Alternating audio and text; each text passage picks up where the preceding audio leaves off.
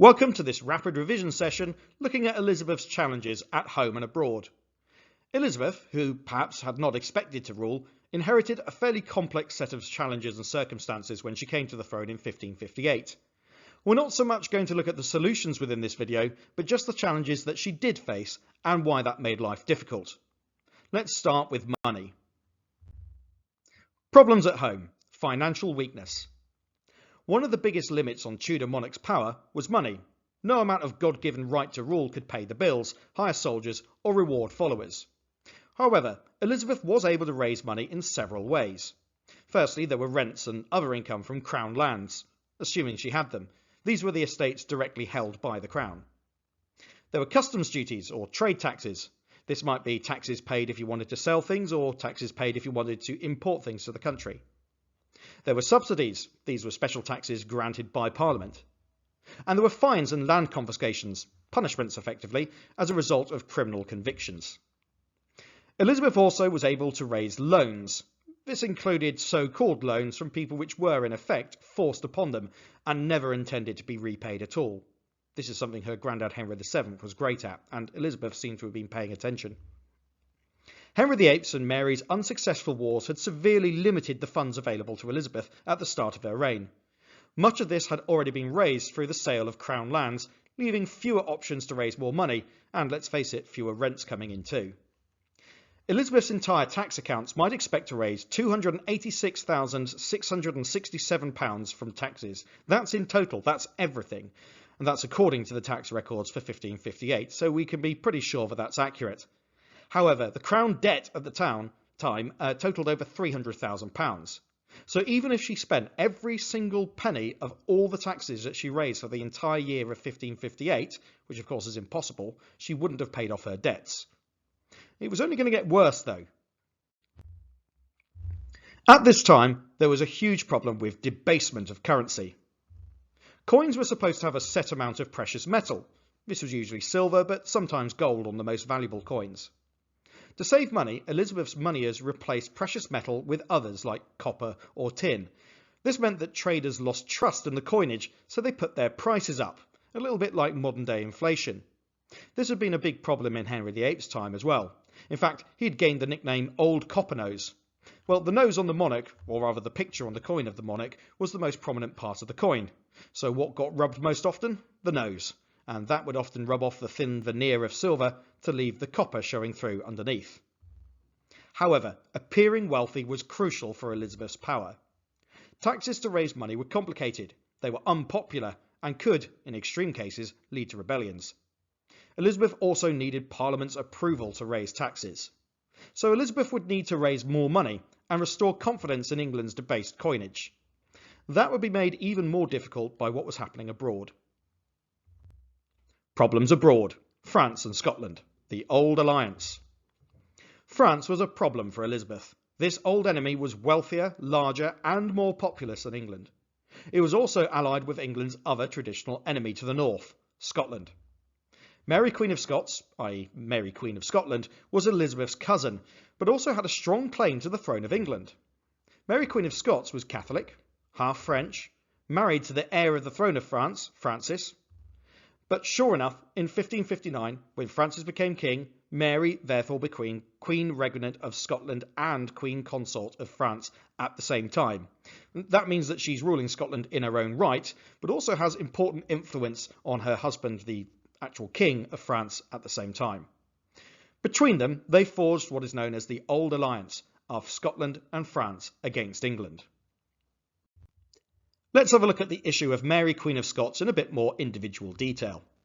This family tree shows Mary Queen of Scots' claim to the English throne. We can see at the top there Henry VII, so that's Elizabeth's grandfather, and there's Elizabeth, the daughter of Henry VIII, therefore his second child. We can see them in order there. We know that Elizabeth ruled from 1558 until she died in 1603, though that was not certain at the time, of course. In fact, she might have expected to have been even assassinated during her reign. So where does Mary Queen of Scots come into it? Well, there she is down there, so let's trace it back.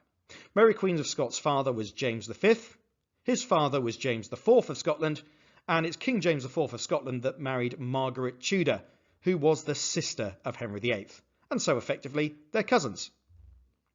Mary declared herself the legitimate heir to the English throne when Mary I died.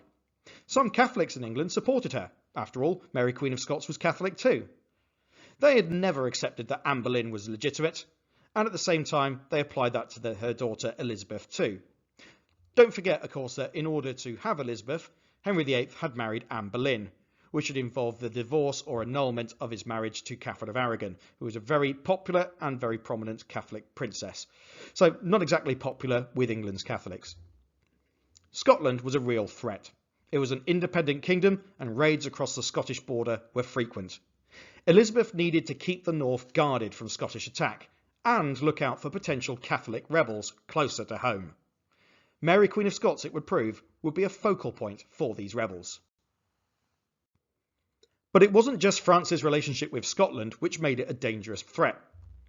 England and France had fought repeatedly for centuries, particularly during the 100 Years' War in the 1300s and 1400s. At this time, England had captured Calais in northern France. This provided a secure route and a base for English forces and trade very close to the Channel port of Dover in England. During Mary I's reign, she had allied with her husband Philip of Spain in a war against France. Unfortunately for Elizabeth, this war ended in failure early in her reign, not Mary's reign. In the 1559 Treaty of Cateau-Cambrésis, England had to agree to hand over Calais to the French. This was a humiliation. Effectively, Elizabeth had inherited the problem of her sister Mary here. Elizabeth dreamed of winning glory by recapturing Calais, like the warrior kings of past centuries. But that wasn't the only problem. Peace between France and Spain, who were rivals but both Catholic countries, meant that they could unite against England as a common Protestant foe. They might even like to support the Catholic Mary Queen of Scots as a replacement for the Protestant Elizabeth. Her situation was therefore precarious, to say the least.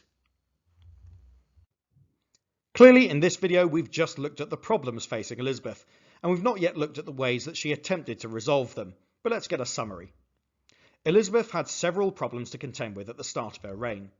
Firstly, at home. Elizabeth had little money and few ways to raise more. And then there's Mary Queen of Scots, who, with Catholic sympathisers, was a threat to Elizabeth's throne. But then she had problems abroad as well. France was more powerful than England and had won back Calais in 1559, a humiliation for Elizabeth, despite the fact that it wasn't really her fault. And Scotland was a threat to England's north as well. And then we consider France and Scotland together, who had formed the old alliance through Mary Queen of Scots and King Francis's marriage, and through a common desire to defeat Elizabeth's Protestant England. This might be made even worse if Spain decides to get in on the act as well. So clearly, Elizabeth's position was not wholly secure in 1558, and we'll look at, in future lessons, how she attempted to address this. But for now, that's the end of this rapid revision video.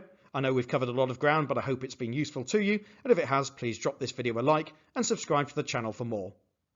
How do you think Elizabeth is going to deal with this then? Or perhaps if you're revising, you could put some comments where you know the answers and how she did end up doing these things. Perhaps you could go one bullet point at a time. Get a discussion going, and thanks for watching.